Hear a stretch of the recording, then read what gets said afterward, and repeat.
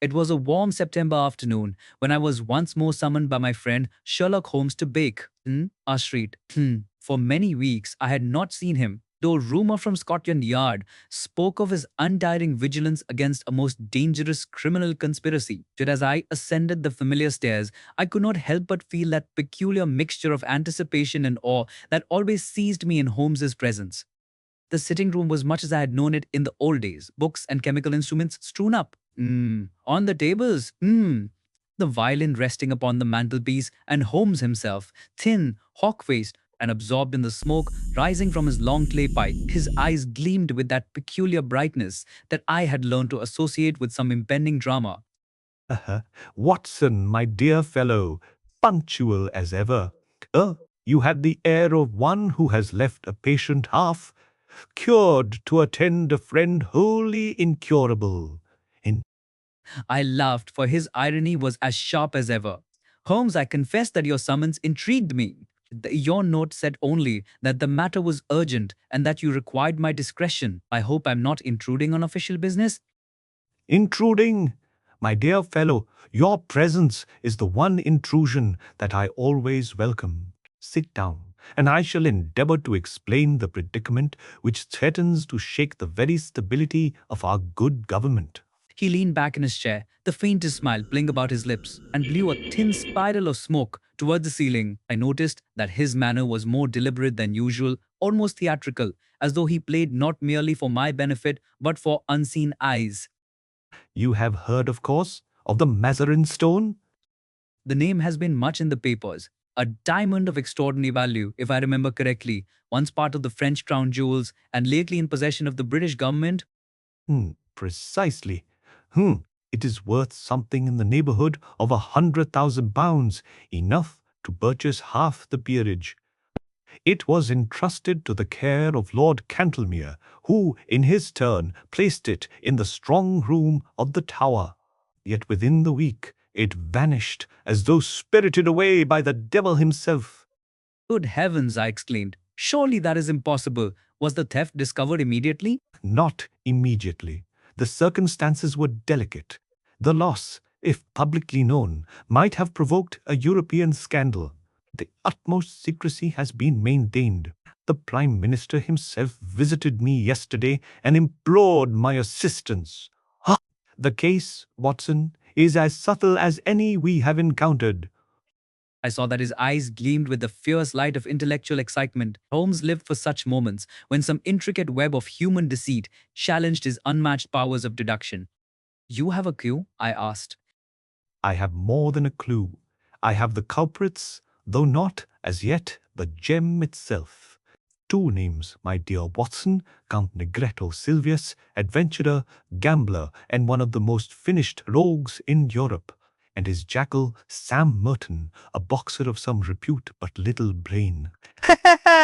They have the stone, or had it yesterday. Whether they will have it tonight is another matter. I was astonished at the calm confidence with which he spoke. You mean, Holmes, that you know where they are? Within a mile of this room, but to arrest them without the stone would be a barren triumph. The recovery of the Mazarin is imperative. It is the only evidence which can save Lord Cantlemere from disgrace and the government from ridicule. He rose and walked slowly to the window, where the afternoon sunlight streamed through the lace curtains and lit his lean profile with a strange luminosity. Observe, Watson, the figure in the street below. The tall fellow in the grey overcoat, Count Sylvius himself. He believes me to be out. He has called twice already, but I have not seen him. He will call again this evening, and then, my friend, we shall see whether human cunning can prevail against deduction. You mean to confront him here, in your rooms? I asked anxiously. Holmes, the man is desperate. He would not hesitate at violence. Violence, my dear Watson, is the last refuge of the incompetent. Besides, I have taken precautions. Look there. He gestured toward the far corner of the room, where, to my astonishment, I perceived a life-size wax effigy of Holmes himself seated in an armchair, pipe in hand, its features strikingly lifelike in the dim light. Good heavens, what devilry is this? Merely a friend from madam to swords. A most accommodating gentleman lent it for a small consideration. It serves, you see, as bait for the trap. A trap? Hmm. Indeed, the Count suspects that I possess knowledge dangerous to him. He means to silence me, and tonight he will make his attempt. But he shall find that Sherlock Holmes is not so easily disposed of. Is I confess that I was uneasy. You cannot mean to remain here unprotected while he enters? quite the reverse. When he enters, I shall not be here at all, at least not visibly. There is a small passage behind the bookcase, leading to a curtained alcove, from which I may observe unseen whatever passes in this room. Dizin. Holmes, I cried, you risk your life. My life, Watson, is but a trifle compared to the security of the realm. Besides, I have a fair chance of success, and even if I fail, you will bear witness to my end with appropriate medical decorum. Oh, he smiled as he said this, and I saw that remonstrance was useless. His will, once set, was immovable. Yet I could not suppress a shiver at the thought of that sinister figure in the street below, waiting for darkness to fall. Before we proceed further, Watson, let me instruct you in your role. When the Count arrives, you will greet him as though I were at liberty. You will inform him that I am engaged with the Prime Minister, but will return shortly, offer him a seat, and engage him in conversation. Nothing more. And if he suspects treachery? Then you must play your part as though you had never heard the word. Leave the rest to me. I nodded reluctantly. Holmes, you make me your accomplice in a most perilous drama. Nonsense. You are merely my most trusted witness. And now, Watson, since we have some hours before us, I suggest a quiet dinner at Simpson's. I have always found that the digestion of a good roast aids the digestion of a good plan.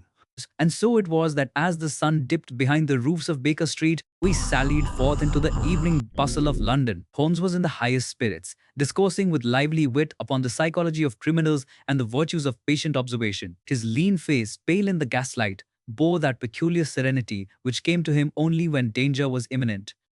We returned about 9 o'clock. The street was quiet, save for the clatter of a distant hansom and the hoarse cry of a newspaper boy proclaiming the latest political scandal. Inside, the blinds were drawn, and the wax figure sat motionless in the lamplight, so lifelike that I started each time my eye fell upon it. Remember, Watson, whatever happens, remain calm. Our visitor must believe that I am unaware of his designs. He slipped behind the curtain with the noiselessness of a cat, leaving me alone with my thoughts. Never had the room seemed so oppressive, nor the ticking of the clock so loud. The wax effigy stared eternally at the fireplace, while I, seated near the window, tried to steady my nerves. 10 minutes passed, then 15. At last there came a soft knock upon the door. Come in, I said, striving to keep my voice steady. Good evening, Dr. Watson. I trust Mr. Holmes is within. I have pressing business with him. Mr. Holmes is unfortunately engaged upon confidential matters, I replied. He expects to return momentarily. Pray, be seated. He bowed slightly, though his dark eyes darted about the room with quick suspicion. There was in his manner that mixture of courtesy and cruelty which betrays the practised scoundrel. Your friend keeps curious company, Doctor. I trust he has no objection to late visitors. He is accustomed to them, I answered. His door has never been closed to those who seek truth, or to those who flee from it. A witty answer, sir. Let us hope it proves prophetic. He took a seat near the window, but his eyes kept straying toward the figure of Holmes. I felt my heart leap as his hand moved inside his coat. You admire the likeness? I said quickly, striving to draw his attention to conversation. Likeness? Ah, indeed. It is so perfect that one might almost take it for the man himself, were it not that I know Sherlock Holmes to be more cautious than to sit thus unguarded. His tone was edged with menace. I could see the gleam of a revolver half drawn from his pocket. Sir, I cried, you forget yourself. On the contrary, Doctor, I remember myself all too well. The man who meddles in my affairs must answer for it, and if your friend Holmes has deceived me, he shall pay for it before the clock strikes 10. My breath caught in my throat as he rose, the pistol gleaming in the lamplight. For a moment that seemed to stretch into eternity, Count Sylvius stood motionless. his pistol half raised, his sharp eyes glinting beneath dark brows. The waxen figure of Holmes sat unperturbed before the fire, its calm, lifeless face an intolerable mockery of the danger that filled the room. I felt the pulse hammer in my throat, but I dared not move or call aloud. Sir, I said as steadily as I could, you forget that this is the house of a gentleman and that violence here will avail you nothing. Mr. Holmes will return at any moment. Return? Ha! My good doctor, I know the habits of your friend better than you suppose. If when Sherlock Holmes goes abroad, he doth not hurry home to entertain casual callers. You shall forgive me, but I think he is closer at hand than you pretend. I swallowed hard. The Count's tone was smooth, but his finger trembled upon the trigger. For an instant I thought of springing forward to seize his arm. Yet I knew that the faintest misstep might end both the statue and myself. I could only pray that Holmes, hidden behind his curtain, had measured every possibility. Tell me, doctor, what is that figure doing there by the fire? Is it his waxen ghost, or does your friend amuse himself by sleeping upright? Yes, it is a whim of Mr. Holmes, I answered. He finds the likeness diverting. Diverting? Perhaps it will serve to divert a bullet as well. With deliberate malice, he raised the weapon and aimed directly at the head of the dummy. Before I could cry out, there came a sharp flick from behind the curtain, followed by the calm, unhurried voice of Holmes himself. Do not fire, Count Sylvius. The glass would shatter, and I have no wish to pay my landlord for a new window. The Count started violently, the revolver wavering in his hand. Holmes stepped from his concealment with that easy composure which to me has always seemed the perfection of courage. He closed the curtain behind him, folded his arms, and regarded our visitor with an expression of polite amusement. You! You see, Count, wax is less resilient than flesh, and it would have been a pity to ruin such good craftsmanship. Your aim, I fear, might not have been so accurate if the object had stirred. You devil, so you were here all the while? Naturally. You did not imagine that I should trust myself within the reach of a man who carries a revolver for ornament. Sit down, Count Sylvius, and let us discuss this little matter like rational beings. You would trick me, Holmes, and by heaven you shall pay for it. My dear sir, threats are the last resort of the bankrupt. You have already lost your capital of deception. Pray do not squander your credit of manners as well. Now, put that toy in your pocket, or the conversation ends before it begins. The Count hesitated, daring from Holmes to me, but something in the detective's steady gaze mastered his fury. He slipped the weapon back into his coat and threw himself sullenly into a chair. Excellent. Now we may proceed. The Mazarin Stone. Count, where is it? The Mazarin Stone? I have never heard of it. Fie, sir. Your memory fails you. Let me assist it. You and one Sam Merton visited a certain gentleman in the gaming rooms of the Albany 3 nights ago.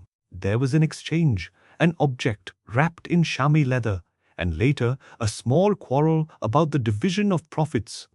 The police know nothing of that quarrel yet, but I do. Think!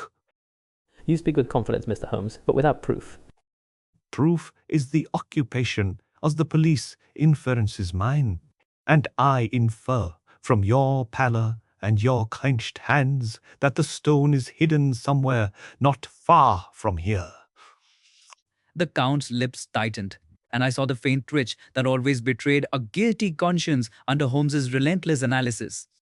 Shall I tell you where, Count? It is in the hollow heel of your left boot. You are mad. Possibly. Yet I observe that you have worn that pair for 3 consecutive days, though the weather is fair and the leather thin. Moreover, you keep your feet unusually still, lest some hard object shift within them. Come, sir, shall I summon Inspector Lestrade to verify my lunacy? Sylvius sprang to his feet, white with fury. You dare not! The police would laugh at such a tale. Perhaps, but they would cease laughing when they found the diamond. Sit down, Count. It ill becomes a man of the world to lose his temper before a mere theorist. For a long moment, he stood breathing heavily, then flung himself down again, muttering curses beneath his breath. Holmes regarded him with the indulgent smile of a tutor watching a dull pupil.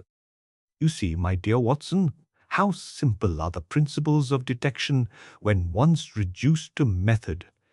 The whole art consists in observing that which others overlook and reasoning backward from effect to cause.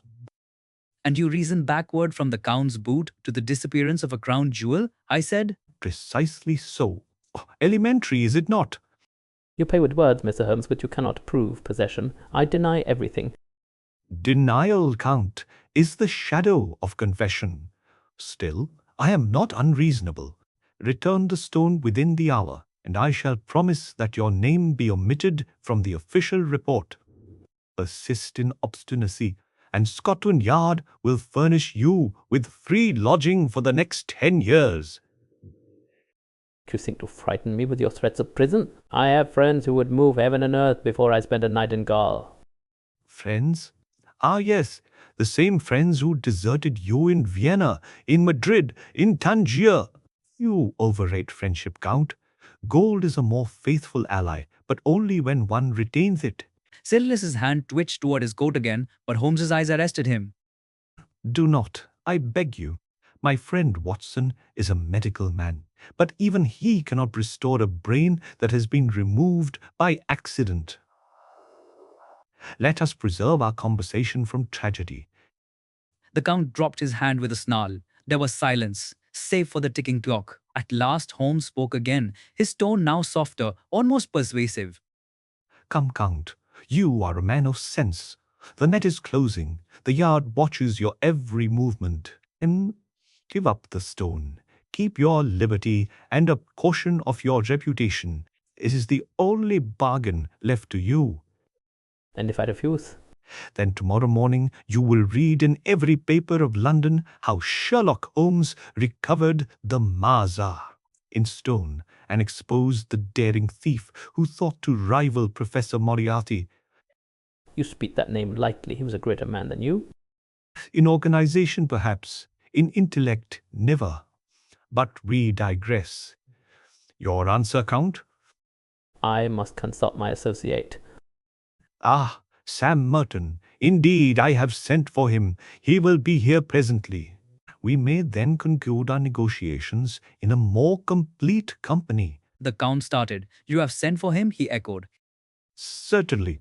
I thought it, but courteous to inform both partners of my little proposition, I wrote a brief note in your name, which he will have received an hour ago.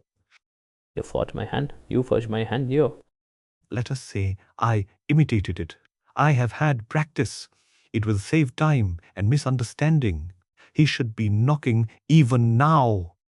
Almost as if at the cue of a stage actor, there came a heavy tread upon the stairs. The door opened and a large, bull-necked man entered, his coarse features betraying bewilderment at the sight before him. What's all this, Count? You sent for me, said it was urgent.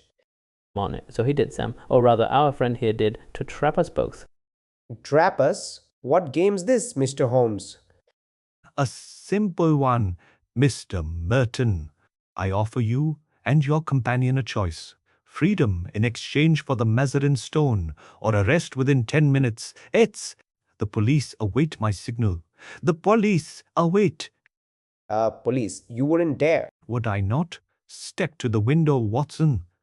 I obeyed, lifting a corner of the blind. Quote, below, in the gaslit street, I could see two uniformed constables loitering beside a cab.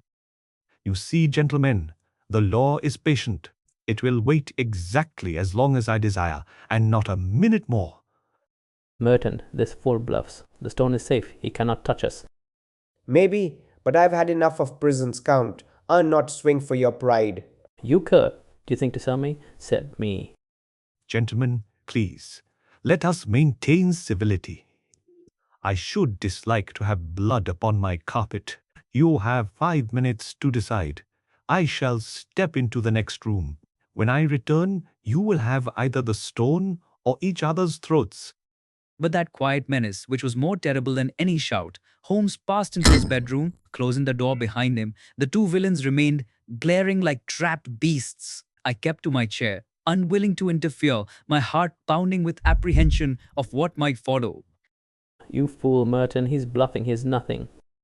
I tell you he's not. You don't know that devil as I do. He always gets what he's after. Hand it over, Count, and let's be quit of him. Never. It's mine. I risk everything for it. Then risk the gallows too. for I'll not share it. Give me the stone. They were on their feet, voices rising, faces distorted with greed and fear. I half rose to call Holmes, but at that instant his door opened again, and he appeared with the same air of unconcern as before. Well, gentlemen, have reason and conscience prevailed? Count, give it him. It's not worth our necks. Never, never while I live. Then I fear, Count, that your life will shortly become a matter of legal interest. Plus the room to the bell pull, his hand upon the cord. The Count sprang forward, but Merton seized him by the arm. Don't be a fool, Sylvius. You'll ruin us both. Give it up. There was a struggle, a muttered oath, and then the sharp crack of a heel striking the floor. Bubbling, something small and glittering rolled across the carpet to Holmes's feet. He stooped, picked it up, and held it to the light. The Mazarin Stone, gentlemen, your tempers have saved me the trouble of further persuasion. Slid the gem into his pocket and turned to the window. Inspector Lestrade, if you please.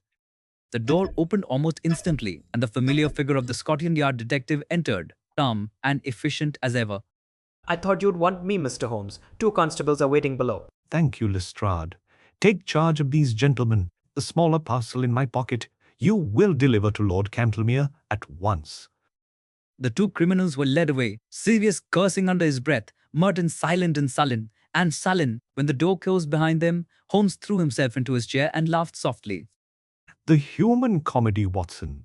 Observe how greed turns accomplices into accusers. Yeah, clearly everything is elementary. You planned it all from the beginning? I asked in wonder.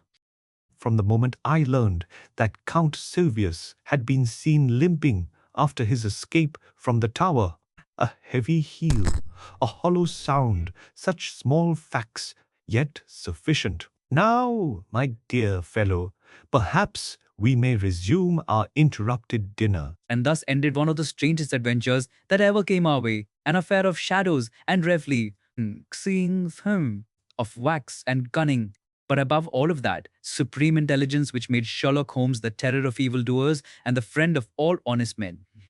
It was somewhat past 10 o'clock when the last echo of the departing constables died away, leaving Holmes and me once more alone in our familiar sitting room. The waxen effigy still sat in its chair, a silent witness to the evening's drama. The air of tension that had gripped the place seemed to melt away, replaced by a calm that was almost eerie in its completeness. Holmes rose, stretched his long limbs, and glanced at me with a faint smile, half fatigue, half triumph. You look pale, my dear Watson. The adventure has taxed your nerves more than mine. Yet, if I mistake not, you are secretly pleased that your humble companion is still among the living. My dear Holmes, I replied earnestly, you have played a game tonight which few men in England would have dared to attempt. I cannot but marvel at your composure in the face of such peril. Peril? The word is an exaggeration, my good fellow. The Count is a man of temper, not of true courage. Had he fired, it would have been at my effigy, not at me. Still, I must confess that I am glad the matter has been concluded without unpleasant consequences. He crossed to the mantel and took up his violin, drawing from it a single note so sweet and resonant that I felt my heart soften, as in old days when music soothed his restless spirit. You see, Watson, how art and science unite in the service of reason. The violin teaches patience as deduction teaches logic. Both demand restraint, both reward precision. I smiled, for I knew that this mingling of poetry and analysis was the secret of his genius. Yet before I could reply, there came a knock upon the door. Come in. Mr. Holmes, the prisoners have been lodged safely, and the stone has been delivered to Lord Cantlemere's servant, as you directed. Excellent. Did the noble lord express any message? None, sir, save that he will wait upon you at once, if convenient. Wait upon me? A rare condescension, a fester. Lord Cantlemere does not often honour humble lodgings such as these. Very well, Lestrade, show him up. Lestrade withdrew, and within a few moments, the heavy tread of an elderly gentleman sounded upon the stair. He entered, a tall, austere figure, his countenance lined with age and pride, his manner one of cold authority. His frock coat was of the latest cut, his cravat immaculate, and his grey eyes fixed upon Holmes with an expression of severe disapproval. Mr. Sherlock Holmes, I presume. I am Lord Cantlemere. You have been interfering, sir, in matters of state. Interfering, my lord. That is an ungracious word for what was intended as assistance. My. Assistance, the Home Office was unaware that you had any official sanction to act in this affair. You have taken upon yourself to handle property of the Crown, and you have, I fear, exceeded your authority. Holmes bowed slightly, the faintest gleam of amusement in his eyes. Your lordship is quite right. I have exceeded my authority, as I have done, I regret to say, on several previous occasions, to the ultimate benefit of Her Majesty's government. That remains to be seen. I am here to demand the immediate restoration of the Mazarin Stone to the Treasury's custody. The stone, my lord, has already been restored. Inspector Lestrade, with commendable promptitude, delivered it to your own footman not 15 minutes ago. Impossible! My servant brought no such report. Then I fear your servant may be less communicative than I supposed. The gem is now safely in your house, where it will shine tomorrow under the electric lamps of the treasury room. The nobleman regarded Holmes for a moment with frozen incredulity. I find your assurance remarkable, Mr. Holmes. You seem to consider yourself above the law. On the contrary, my lord, I merely prefer to obey it in advance. You have been fortunate, sir, that your rash conduct has not led to scandal. The Prime Minister himself is aware of your eccentricities. He has expressed no small anxiety over your methods. The Prime Minister is an admirable man, though occasionally inclined to caution. Yet I suspect he will forgive my eccentricities when he reads tomorrow's report. Lord Cantlemere drew himself up, visibly affronted. For a moment, I feared that his pride would master his gratitude. I am not accustomed, Mr. Holmes, to being treated with levity. Nor I, my lord, to having my honesty questioned. Perhaps this will relieve your mind. He drew from his pocket a small morocco case, opened it, and took out the great diamond. Whites? Even in the subdued lamplight, it gleamed with 1,000 fires, casting dancing points of light upon the walls. Mazarin Stone, my lord. I retained it merely to verify its authenticity before the police took charge. You may convince yourself that it is indeed the same. After a pause, I see. Then I have been hasty. Where? Hasty. Not at all. Caution is the first duty of public servants. Lord Cantlemere took the stone with hands that trembled slightly in spite of himself. For the first time, his expression softened, though his voice still bore a trace of stiffness. Mr. Holmes, the government owes you a debt which it is not easy to acknowledge publicly. The recovery of this jewel saves the ministry from a grave embarrassment. I ask no acknowledgement, my lord. The consciousness of duty performed is its own reward. Nevertheless, if the Prime Minister should feel disposed to send a note of thanks to Doctor, whose presence was invaluable, I should be gratified. Holmes, I protested. You know I did nothing. On the contrary, my dear fellow, you did everything. You represented the conscience of the observer, without which no drama is complete. You are a strange man, Mr. Holmes. I do not pretend to understand you. Nor need you, my lord. It suffices that you understand your own affairs, which I trust will now proceed more smoothly. Good evening. Lord Cantlemere bowed coldly and withdrew, carrying the gem with him. For some minutes after the door had closed, Holmes stood motionless, his eyes fixed upon the empty chair. You bear him no resentment? I asked. Resentment? My dear Watson, resentment is the luxury of the idle. A man who spends his life observing human folly can scarcely afford to feel it. The noble lord acts according to his lights, which are gas rather than electricity. And yet, I said, he could not even bring himself to thank you. Gratitude, Watson, is an emotion of which the aristocracy is constitutionally incapable. They inherit pride, not manners, but no matter. The stone is safe, the villains are secured, and Baker Street is once more our own. I propose a modest celebration. Champagne? Tea, my dear fellow, always tea. It clears the brain and sharpens the tongue. He busied himself with the kettle, while I, still musing on the events of the night, gazed at the wax figure that had played so strange a part in our adventure. You would return that ghastly likeness to Madame Tussauds, I hope? I asked. Indeed, it has served its purpose admirably. One could almost envy its serenity. Observe, Watson, how it sits there, unmoved by the follies of mankind, a model of composure, if somewhat deficient in wit. Hugh laughed softly, and for a moment his usual good spirits returned. You see, my friend, life is but a succession of little comedies played upon the stage of circumstance. Tonight, we have been actors, our audience unseen, our applause, the silence that follows a well executed stratagem. And tomorrow, I asked, what new mystery will claim your mind? Tomorrow, perhaps, none. Even a consulting detective must sometimes rest. But rest to me is but a change of problem. I have long neglected my study of the polyphonic motets of Lassus.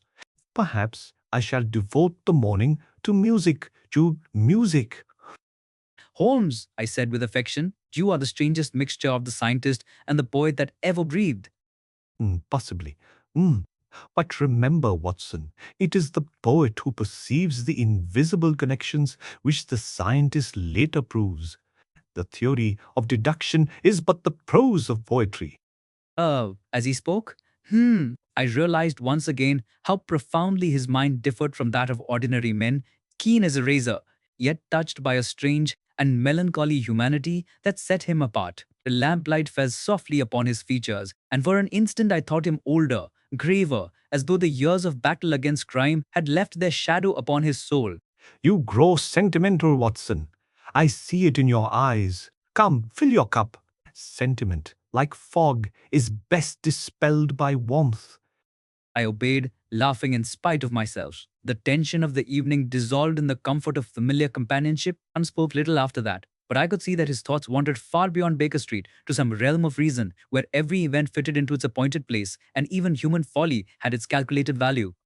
At last he rose, laid his violin gently upon the table, and turned to me with that grave courtesy which was his truest charm.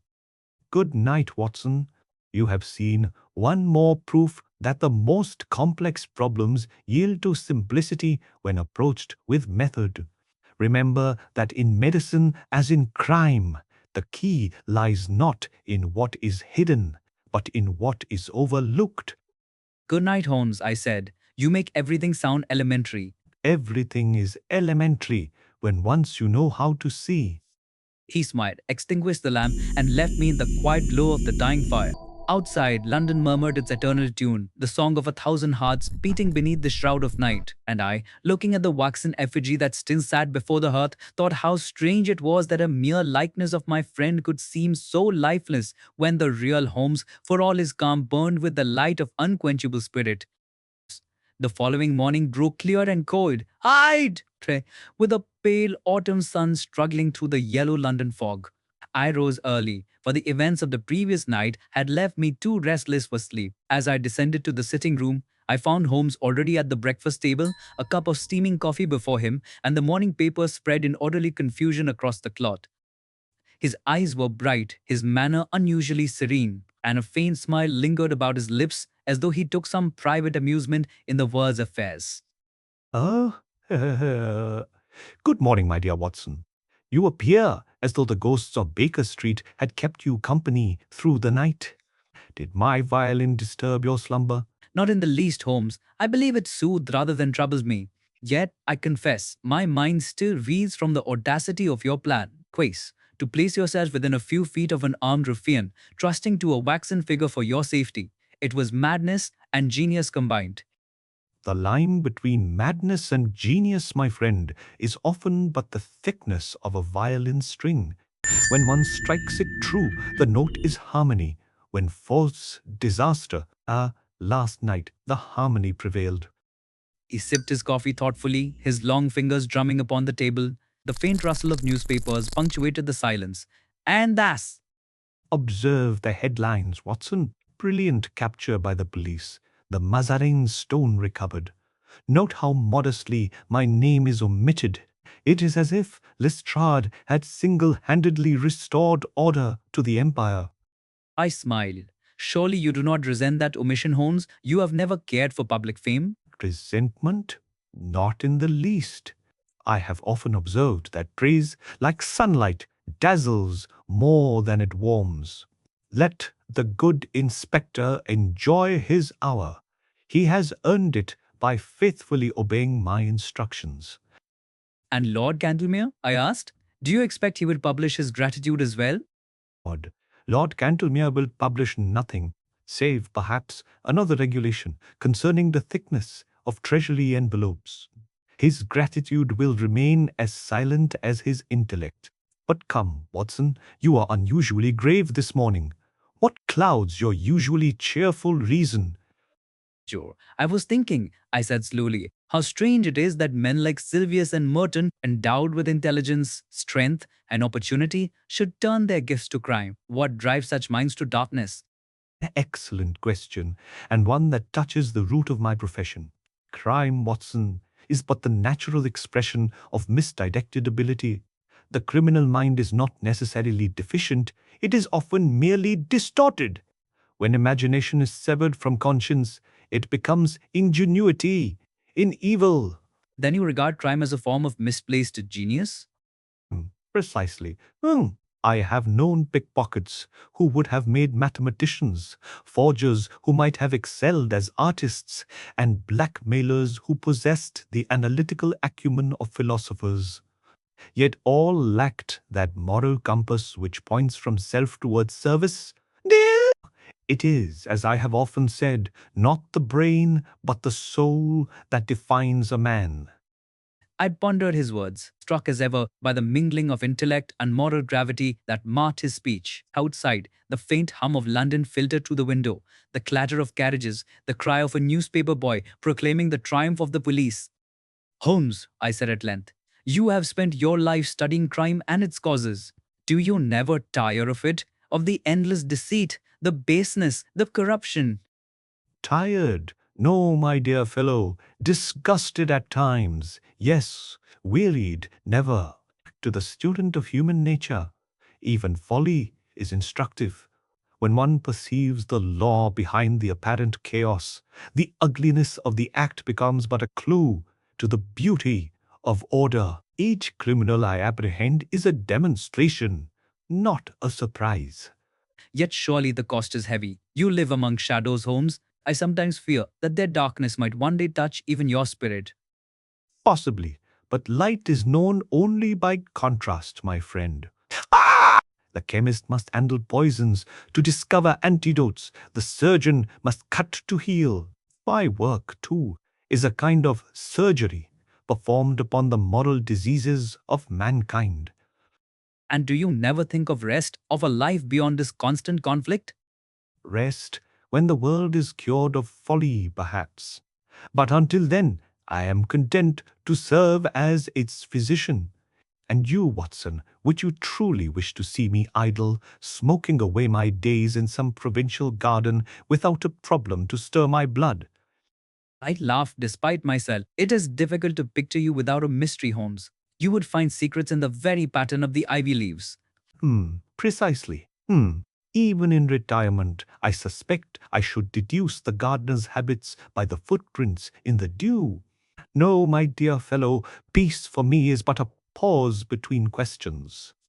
At that moment, there came a light tapping at the door. Mrs. Hudson entered, bearing a telegram upon a tray. Holmes took it with a nod of thanks, tore it open, and scanned its contents rapidly. As I predicted, the Prime Minister requests a brief interview this afternoon. He will, no doubt, express the nation's gratitude through silence and a closed envelope. Will you attend him? Certainly. Diplomacy is the art of concealing intelligence, and I have always admired it. Still, it is well to remind the powers that logic remains more efficient than luck. Holmes, I said, you seem almost cheerful at the prospect. Why not? I am about to witness a politician attempting sincerity. Such spectacles are rare and worth observing. His humor was dry, yet beneath it I felt a spark of pride, as though the approval of the state, however muted, touched him more deeply than he cared to admit. He rose, paced the room once or twice, then paused before the window.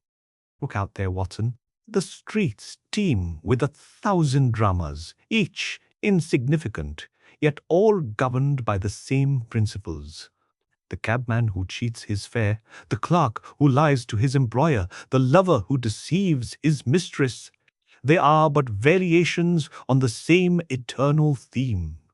Motive, opportunity, and character, the triad of all human conduct.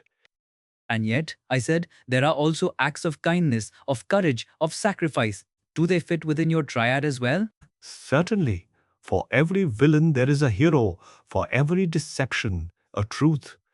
The formula of goodness is not less precise than that of evil. It is merely less studied. But perhaps that is your department, my dear doctor. You deal with the maladies of the body and the virtues of the heart. I concern myself with the diseases of the mind. And together, I ventured, we make one tolerably complete man. Indeed, a partnership of contrasts, your sympathy to my reason, your humanity to my logic. You may rest assured, Watson, that I value it more than I have ever said. For a moment, I could not speak. It was rare for Holmes to show such warmth, and rarer still for him to address our friendship directly. I saw then, behind his cool exterior, the deep loyalty that underlay his every act. Before I could reply, Lestrade entered hastily, his bowler hat in hand, his face glowing with official satisfaction. Morning, Mr. Holmes. The papers are full of it. Finest piece of detective work this side of the channel, they're saying. I've had word from the Yard. The Count and Merton would be remanded without bail. I am gratified, Inspector, that the machinery of justice still functions when properly wound. Will you take a cup of coffee? Don't mind if I do, sir. Oh, and the Chief Commissioner asked me to convey his compliments. Said you handle things with your usual discretion. Between you and me, that's high praise. High indeed. Discretion, like virtue, is often rewarded by being ignored. Tell the Commissioner that I am content to remain invisible, provided the truth remains visible. I'll do that, sir. Well, I won't keep you. Good day, Doctor. Good day, Mr. Holmes. When Lestrade had gone, Holmes returned to his chair, lighting a cigarette with that air of tranquil satisfaction which always followed a successful case. There, Watson, ends another little problem of human foolishness. Tomorrow it will be forgotten, save by those whose duty is to remember. And by me, I said quietly, for I shall set it down in my notes, lest the world forgets how justice was served in Baker Street. Then see that you record it truly, my dear biographer, without embellishment, without sentiment. Acts are the bones of truth. Imagination, if used unwisely, is but the flesh that hides them. Yet, I said, smiling, you yourself possess imagination in abundance. Imagination, when governed by logic, is but the faculty of perceiving what is possible. When left to wander, it becomes the parent of superstition and the ruin of reason. Remember that, Watson, when next you write of me as if I were a magician rather than a man. I promised him I would. Though I knew my pen would never wholly conceal the admiration his genius inspired in me. For despite all his disclaimers, there was in Sherlock Holmes something more than human, a spirit of inquiry so pure that it seemed almost divine. Hiya! Thus the day wore on, quiet and reflective. The smoke of London thickened once more about our windows, but within, the glow of friendship and reason shone clear. Holmes turned again to his violin, and as the music rose, I felt that peace had at last returned to Baker Street. The afternoon passed in tranquil routine, and by the time the first lamps were lit in Baker Street, Holmes had completed his correspondence, filed several documents, and was engaged in tuning his violin with the precision of a mathematician aligning a compass. I had taken up a book, but the memory of the case still occupied my mind, coloring every word I read with recollection of danger and triumph. At 5:30, a hansom cab drew up outside. Through the window, I saw a tall figure in dark coat and hat alight and pay the driver. Holmes, without rising, said quietly, That will be the Prime Minister, Watson. Oh, he is punctual to the minute as becomes one accustomed to punctual misfortunes. A moment later, our landlady ushered in a gentleman of middle age, his face thin and thoughtful, with that air of habitual anxiety peculiar to men upon whose shoulders rest the burdens of empire. Mr. Holmes, I am deeply obliged that you have permitted me to call unannounced. My dear sir, your affairs are my recreation. Pray be seated. I believe I may already guess the nature of your visit.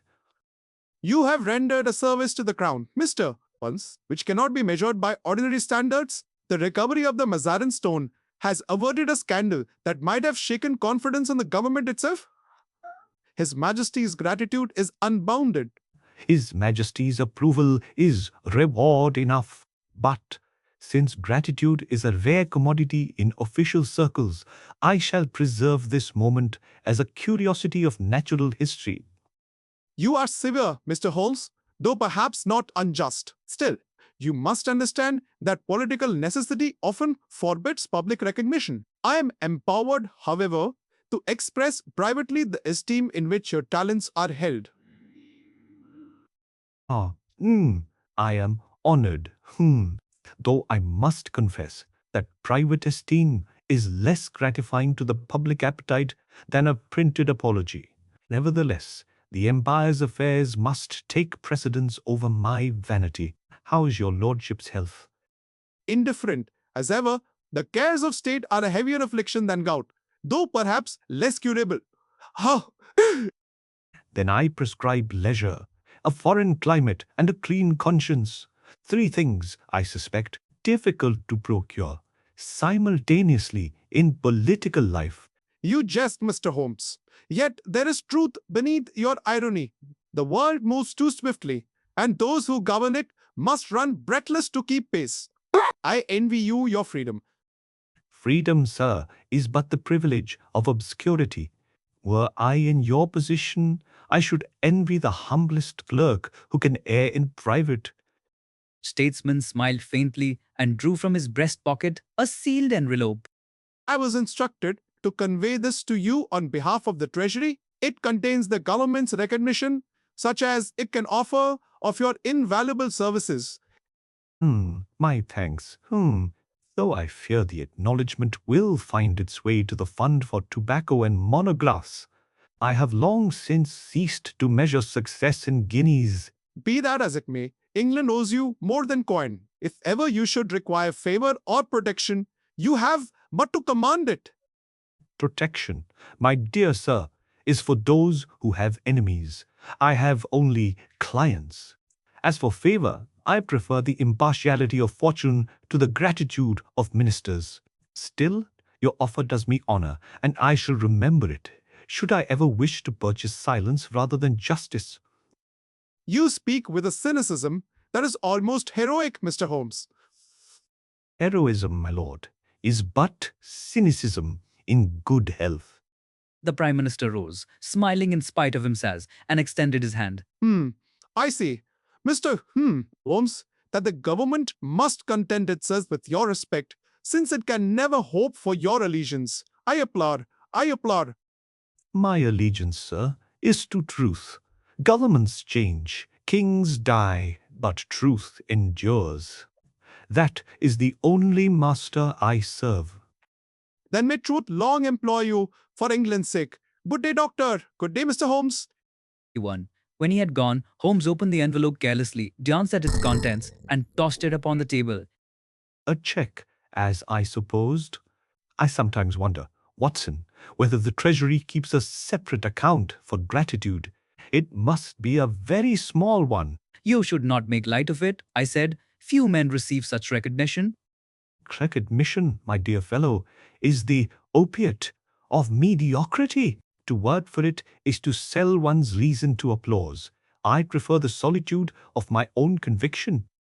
Yet there must be satisfaction, I insisted, in knowing that you have served your country. There is satisfaction in knowing that I have served reason. The country benefits incidentally. When one sees clearly, one serves all mankind without distinction. His words, calm though they were, struck me with a kind of awe, for it seemed to me that in that moment he stood not merely as a man of intellect, but as a symbol of pure intellect itself, aloof, impartial, untouchable. Holmes, I said after a pause, do you ever regret that your life is so isolated that you stand apart from the world you guard? Regret? Perhaps once in youth. But observation cures sentiment, just as surgery cures pain. The man who feels too deeply cannot reason clearly. I have trained myself to feel only what logic demands. And yet, I ventured gently, you possess a heart, Holmes, though you disguise it. As, why endure the struggle? Why expose yourself to peril for men who will never thank you? Because, Watson, indifference is the true form of cruelty. I have seen too much of it in this city. The poor betrayed by the powerful, the honest deceived by the clever. If I fight, it is not for gratitude, but for balance. The world must not lean too far toward evil. His voice softened, and for a brief instant I caught a glimpse of that deeper nature which he so seldom revealed, the compassion hidden beneath the armor of logic. You are right, I said quietly. The world would indeed lean without you. And without you, my dear fellow, it would fall. You lend it the equilibrium of faith. I merely supply the proof. I was about to reply when the last flush of sunset glimmered through the fog, turning the smoke of London to gold. So Holmes stood at the window, the dying light touching his features like a benediction. Look there, Watson. The city sprawls like a great organism, half asleep, half awake. Every window hides a story. Every alley conceals a motive. To me, it is one vast equation, unsolved, yet solvable. And you, I said, are the one man who seeks to solve it. Perhaps, or perhaps I merely trace its outline while others fill in the colors. In the end, we all play parts we scarcely comprehend. The criminal thinks he acts freely. The judge believes he condemns justly. The detective imagines he restores order. Yet all alike obey the same invisible law. What law is that? The law of consequence. Every thought, every act sets its echo moving through the world. Crime is but ignorance of that law. Virtue, its understanding. In that sense, even I am but a student, an apprentice of the infinite. Good. His words fell softly, yet with a weight that lingered long after. I realized then how far his mind had traveled beyond the limits of mere detection into realms of philosophy where few men could follow. Holmes, I said after a moment, Barnes and Thing, I sometimes wonder whether you will ever find a problem large enough to content you. When I do, my dear Watson, it will probably be my last. The final deduction is death, and I have no wish to prove it prematurely. Smiled at his grim jest, but my heart grew heavy, for I knew that such men are not made for rest. The world would always call him back as the magnet draws the needle.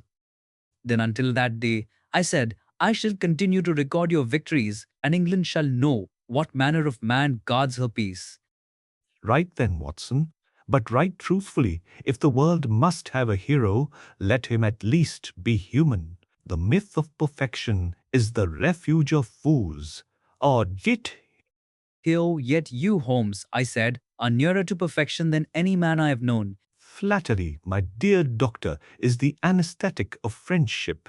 Fortunately, our friendship is immune. Come, let us have supper, Mrs. Limmel. Hudson will despair if her chops grow cold, while we discuss metaphysics. He rang the bell with his usual decision, and in a few moments our modest meal was before us. Pause. We ate in companionable silence, broken only by the distant rumble of wheels and the crackle of the fire. At length, Holmes pushed back his chair and reached for his violin. The first notes rose soft and mournful, filling the room with a melancholy beauty.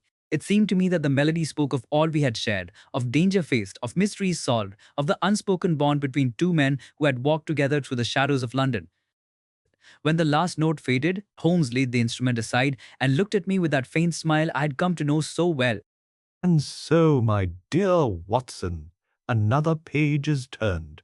The Mazarin Stone rests in its case, the villains in their cells, and well, we remain, as ever, students of the curious and the improbable. Until the next adventure, I said softly. Until the next adventure. For life, after all, is but a series of deductions, each leading to another question. The trick lies not in finding answers, but in never ceasing to ask.